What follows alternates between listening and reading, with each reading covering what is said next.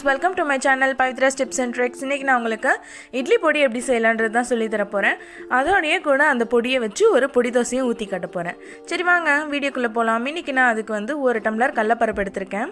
First அந்த கடலைப்பருப்பை வந்து நல்லா வறுத்து எடுத்துக்கலாம். நல்லா டீப் ஃப்ரை பண்ணனும்.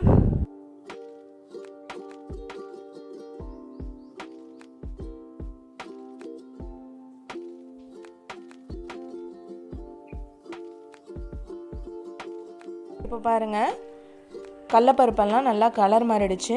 இப்போ இதை வந்து ஒரு தட்டில் எடுத்து நம்ம ட்ரான்ஸ்ஃபர் பண்ணி வச்சிடலாம். அது நல்லா ஆறட்டும். அடுத்து அதே டம்ளரில் 1 டம்ளர் கருப்பு உளுத்தம் பருப்பு எடுத்திருக்கேன். உங்ககிட்ட கருப்பு உளுத்தம் பருப்பு இல்லை அப்படின்னா நீங்கள் வந்து நார்மல் எப்பயும் யூஸ் பண்ணுவோம் இல்லையா தோசை இட்லிக்கு, அந்த உளுத்தம் பருப்பையே நம்ம ஆட் பண்ணிக்கலாம். ஆனால் கருப்பு உளுத்தம் பருப்பு வந்து ரொம்ப நல்லது, முடிஞ்ச அளவுக்கு அதையே யூஸ் பண்ணுங்கள். இப்போ இதுவும் நல்லா வறுத்தாச்சு.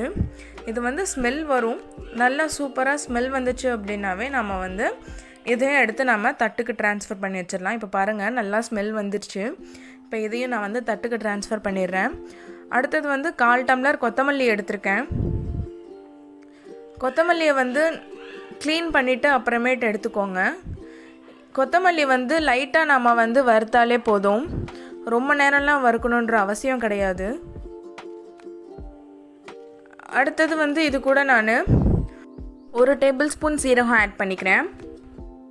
இதையும் லைட்டாக நம்ம வறுத்துக்கலாம்.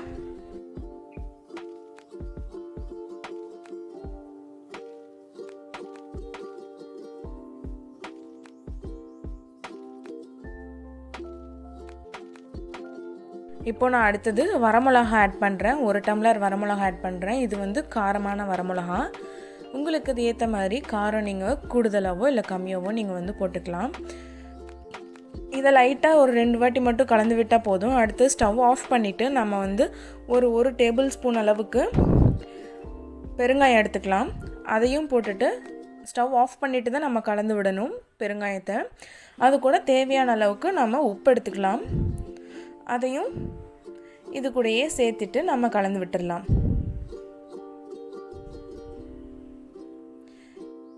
இப்போ இதையும் நம்ம வந்து தட்டுக்கு ட்ரான்ஸ்ஃபர் பண்ணிடலாம். இப்போ இது வந்து கொஞ்சம் நேரம் ஆறட்டும். இந்த பொடி வந்து நம்ம உடம்புக்கு நல்லது தான். ஏன்னா நம்ம இதில் கடலைப்பருப்பு ஆட் பண்ணியிருக்கோம், கருப்பு உளுந்தம் பருப்பு ஆட் பண்ணியிருக்கோம். இதெல்லாம் வந்து ரொம்ப நல்லது. இது கூட நம்ம இந்த பொடியை வந்து நம்ம நல்லெண்ணெயில் போட்டு நம்ம கலந்து சாப்பிட்றதுனால பெண்களுக்கு வந்து இது ரொம்ப நல்லது. இப்போ பாருங்கள் இது எல்லாத்தையுமே நான் வந்து ஒரு மிக்ஸி ஜாருக்கு ட்ரான்ஸ்ஃபர் பண்ணிட்டேன்.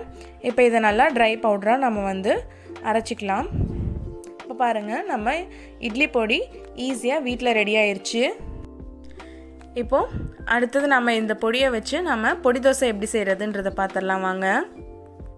இதுக்கு ஃபஸ்ட்டு தோசை ஊற்றிக்கலாம்.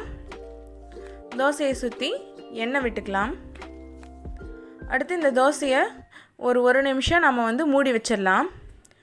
அதுக்குள்ளார நம்ம வந்து பொடியை நல்லெண்ணெய் ஊற்றி கலந்து வச்சுக்கலாம். கலந்து வச்சுட்டு இப்போ வந்து நம்ம அதை வந்து தோசை மேலே அப்ளை பண்ணிக்கலாம். உங்கள் காரத்துக்கு தகுந்தாற் போல் நீங்கள் வந்து அப்ளை பண்ணிக்கலாம். எனக்கு நல்லா காரமாக இருந்தால் தான் பிடிக்கும், அதனால் நான் நிறையா பொடி அப்ளை பண்ணியிருக்கேன். இப்போ இதை வந்து மூடி வச்சிடலாம். உங்களுக்கு வேணும்னா நீங்கள் நெய் விட்டுக்கலாம். இப்போ பாருங்கள் நல்லா வந்து வெந்துருச்சு தோசை, நல்லா மொறுமொறுன்னு வருது. இதை அப்படியே எடுத்து நம்ம சர்வ் பண்ணிடலாம். அவ்வளோதான் ஃப்ரெண்ட்ஸ், நம்ம பொடி தோசை ரெடி ஆயிடுச்சு. இந்த வீடியோ உங்களுக்கு பிடிச்சிருந்தா லைக் பண்ணுங்கள், ஷேர் பண்ணுங்கள், கமெண்ட் பண்ணுங்கள். மேலும் இது போல் வீடியோஸ் உங்களுக்கு வேணும்னா என்னோடய சேனலுக்கு சப்ஸ்கிரைப் பண்ணுங்கள்.